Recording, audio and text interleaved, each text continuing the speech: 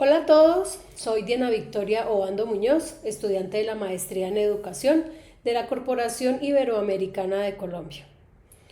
Bienvenidos a este espacio de reflexión en el marco de las pedagogías críticas y decoloniales, un espacio de reflexión académica. En este podcast analizaremos el surgimiento de los sistemas educativos formales en Iberoamérica y, por supuesto, lo haremos desde una perspectiva histórica, crítica y decolonial.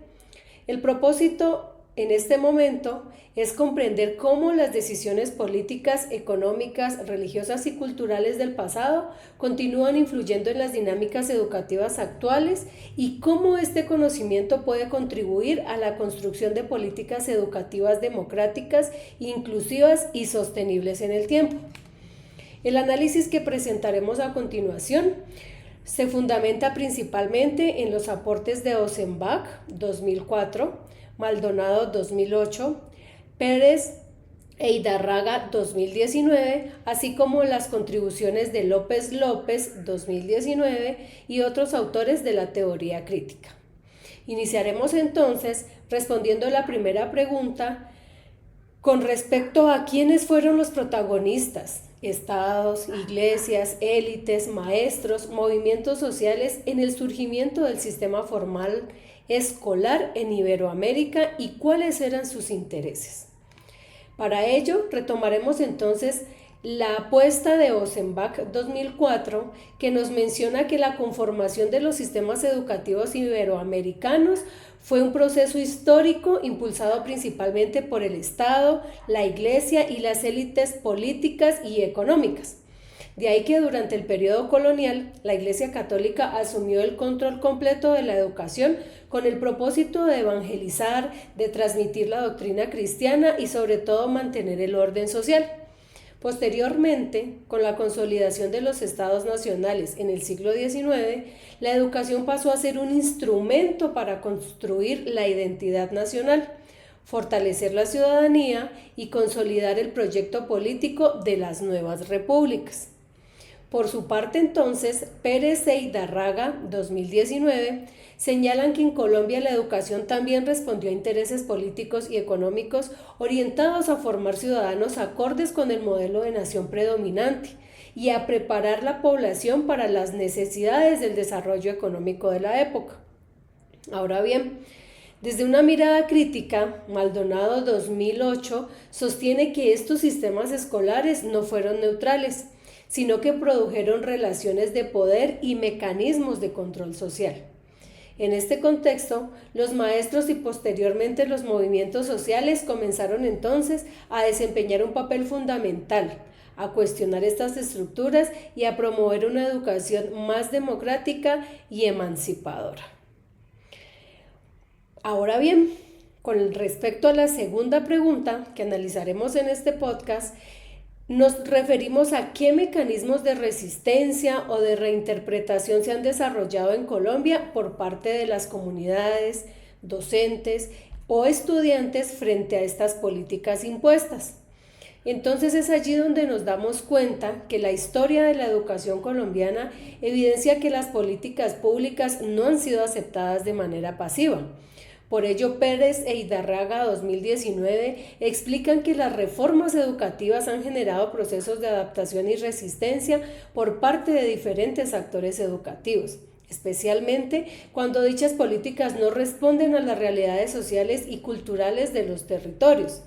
De ahí que, acercándonos a la mirada de la pedagogía crítica, entonces referimos a Maldonado 2018, que afirma que la resistencia se manifiesta cuando los docentes dejan de ser simples transmisores del currículo oficial y asumen una postura reflexiva que busca transformar las condiciones de exclusión, estas condiciones que aún están presentes en la escuela. Esta postura implica reconocer que el estudiante es un sujeto activo del aprendizaje y por ende se deben promover procesos educativos fundamentados en el diálogo y la participación. Del mismo modo, es importante que retomemos a Giroux 2013, que plantea que los docentes deben actuar como intelectuales transformativos, es decir, que sean capaces de cuestionar las políticas educativas que producen desigualdades y de construir prácticas pedagógicas orientadas hacia la justicia social. Finalmente, Araya 2011 sostiene que la teoría crítica permite analizar las relaciones de poder frente a los sistemas educativos y así favorecer procesos de investigación que contribuyen a transformar la realidad desde una perspectiva emancipadora.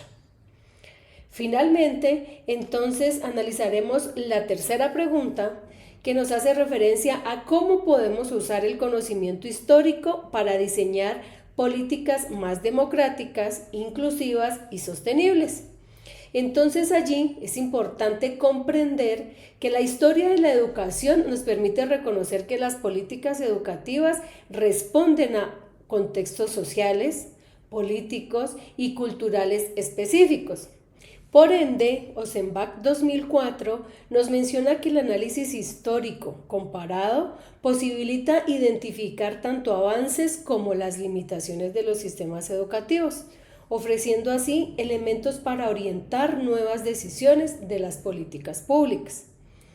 Teniendo en cuenta entonces la teoría crítica y lo que nos plantea Araya 2011, podemos mencionar que el conocimiento histórico favorece procesos de reflexión, capaces de cuestionar las desigualdades y promover así transformaciones orientadas hacia la equidad y la participación democrática.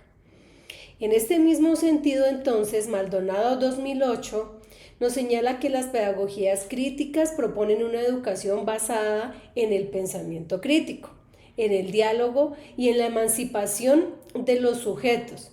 Es decir, estos principios indispensables para la formulación de políticas inclusivas se deben tener en cuenta. De ahí que López 2019 argumenta que la pedagogía crítica fortalece el aprendizaje significativo, al reconocer que las experiencias de los estudiantes fomentan su participación activa y promueven una educación contextualizada. En consecuencia, las políticas educativas deben construirse con la participación de los docentes, los estudiantes, los directivos, los padres de familia, las comunidades en general, respetando así la diversidad cultural y garantizando el derecho a una educación de calidad para todos. Finalmente, entonces, podemos concluir con este podcast que el análisis histórico demuestra que la educación nunca ha sido un proceso neutral ni lineal. Desde sus orígenes ha estado vinculada a proyectos políticos, a proyectos económicos, proyectos culturales que han influido en la organización de las escuelas de una manera implacable. En este sentido, las pedagogías críticas y decoloniales nos invitan a cuestionar aquellas prácticas que reproducen desigualdades y a construir una educación orientada hacia la justicia social, la inclusión y la democracia. Finalmente, comprender la historia educativa no significa únicamente conocer el pasado, sino disponer de herramientas para transformar el presente y proyectar un futuro más equitativo para las personas. Muchas gracias a todos y todas por escucharme.